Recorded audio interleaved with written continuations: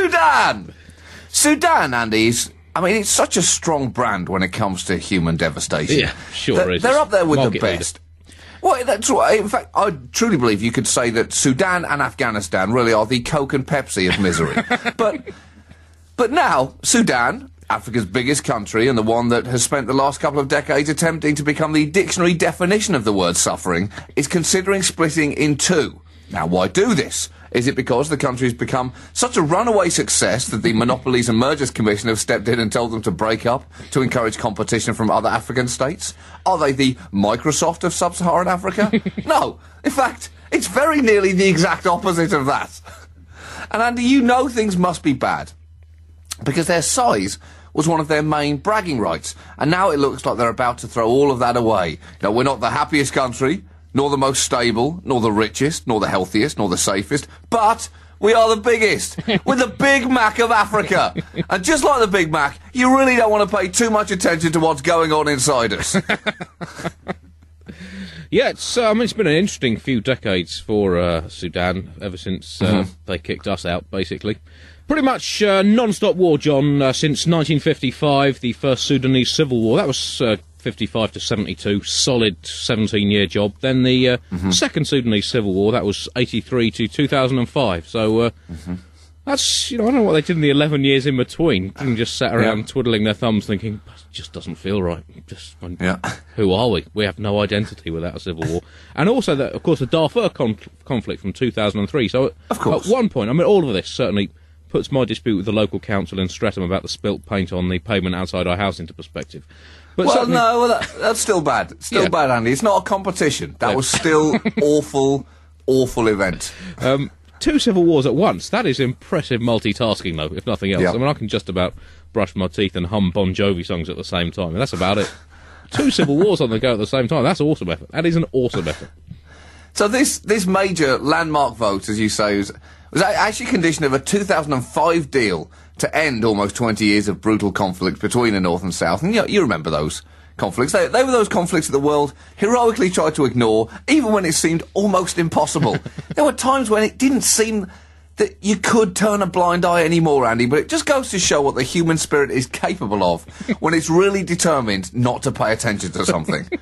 And the roots of the Sudanese conflict, just like the roots of so many conflicts in the world, are basically Britain's fault. It all comes back to us. We are the key ingredient in the root of so many recipes for unrest. Like the rest of Africa, Sudan's borders were drawn up by colonial powers with very little regard to cultural realities on the ground. The maps were often drawn by extremely drunk men who accidentally spilled either red wine, moustache wax, or both on the maps, then quickly drew lines around the mess before they missed their grouse shooting appointment. In fact, it's easy to criticise with hindsight, John. But, I mean, have you ever had to draw up a country's borders amidst competing vested interests and a desire not to completely lose face politically? It is a of a lot trickier than it looks. I would love to, though. I feel like inherently my bloodline means that I would like to do it. In fact, you can trace almost any global conflict back to the roots of British imperialism. It's like playing 6 Degrees of Blame. It all boomerangs back to Blighty. Yeah, they split. Sudan was made up of the north, mostly Arabic-speaking Muslims, and the south made up of various different ethnic groups, a lot of whom are Christian or follow local traditional religions. And clearly, John, we Brits, we were merely trying to help Sudan diversify. You know, have a thriving, culturally diverse culture, just helping people learn to live together by melting pot, forcing them to live together. Yes. I mean, what is that? Is that so wrong? No, it's not wrong at all. It's basically Andy. exactly what we did in Wales, but more so. It feels so right. There's nothing that feels more right as a British person than when you're just looking over a big map with a pen in your hand and then just start scribbling. There's nothing that feels more natural. So what Sudan must do now is essentially navigate a national divorce. And this will come with all the complexities and the emotional minefields of any divorce. The North and the South are going to need to divide up their natural resources. They may want to spend, in fact, the next few weeks putting post-it notes on things that they each think are theirs. You know, CDs, books, villages, oil fields, waffle pans, that kind of thing. And they also need to make it very clear to the centre of Sudan that it is not their fault.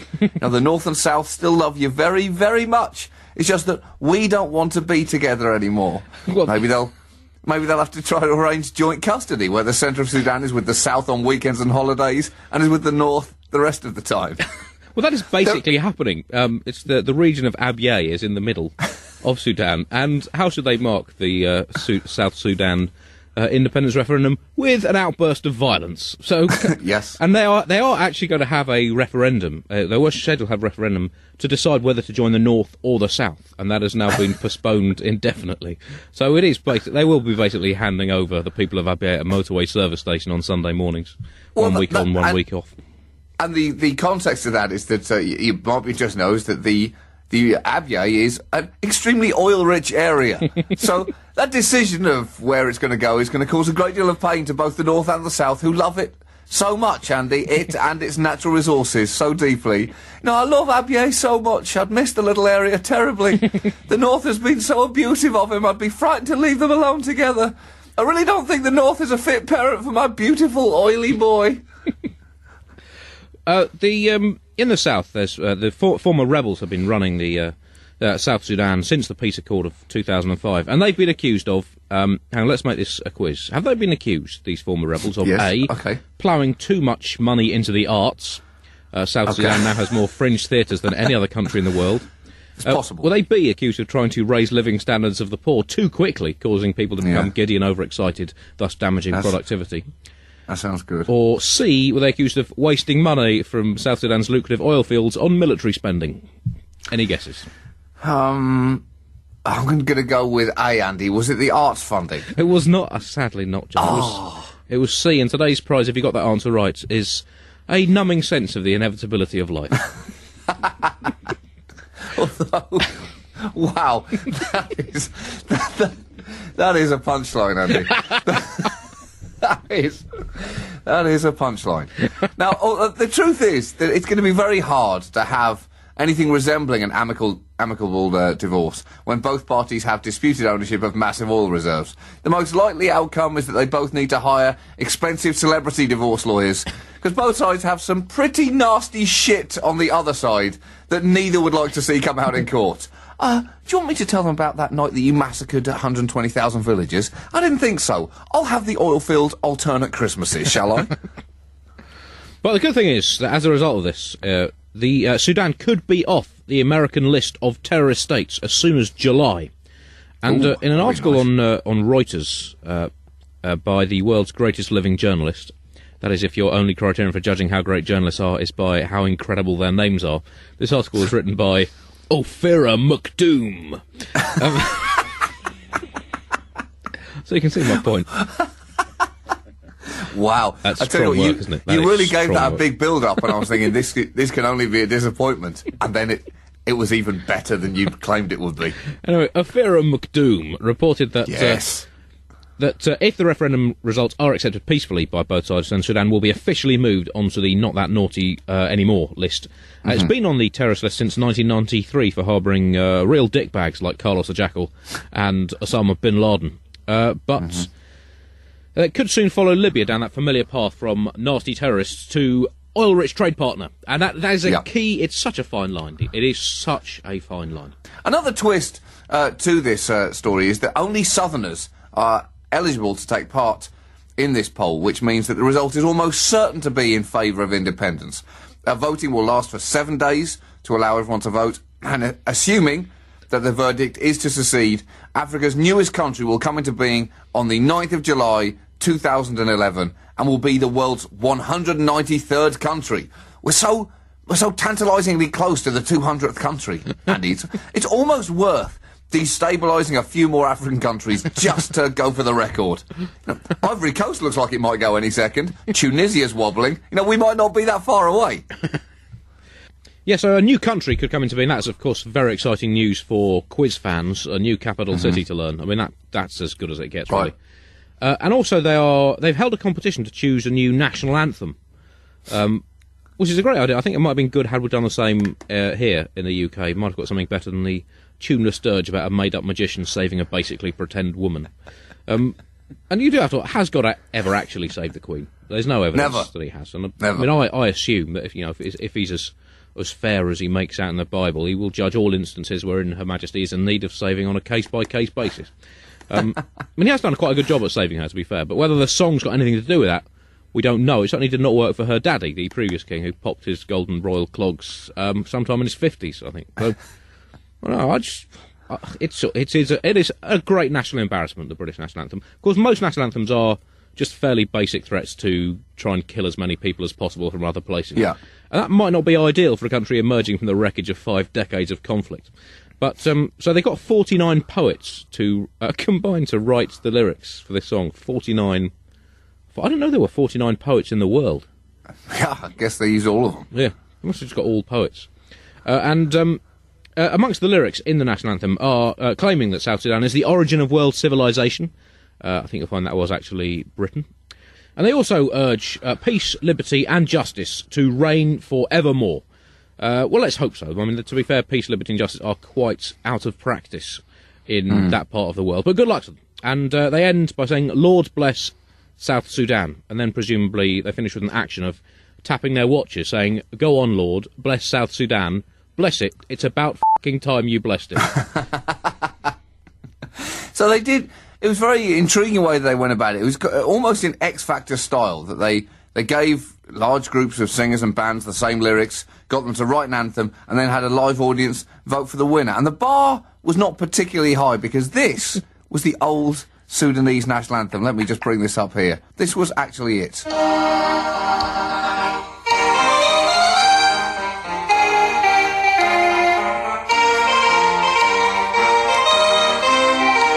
Now, while you're listening to this as well, you should know this is not just a terrible version.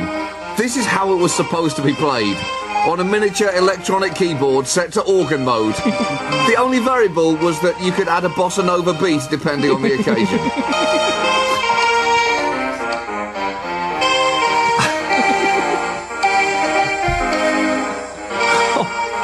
Is John playing this live? That was it. That's awesome. Presumably that was written in order to try and calm down civil wars. You got a bit of silly music in the background. Almost Benny Hill style. Just get everyone to run around with no clothes on instead.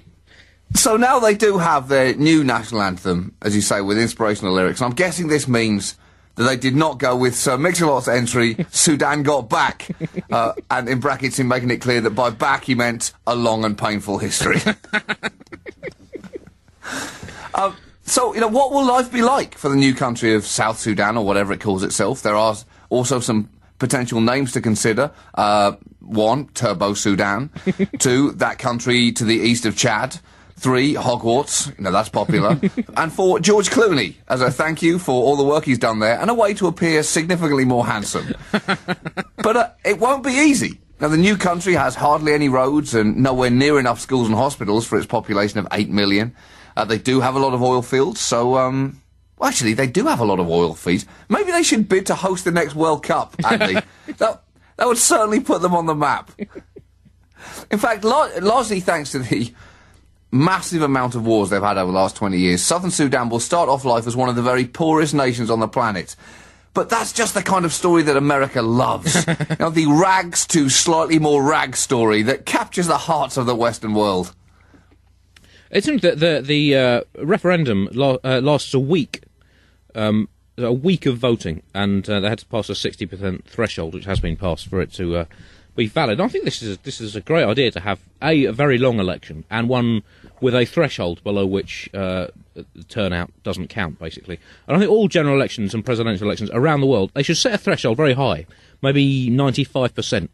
And until that's passed, then voting just continues indefinitely. And this will still lead to one-day elections, because people will just be simply so desperate for the TV coverage to end. So you essentially have the same system, but with a higher turnout.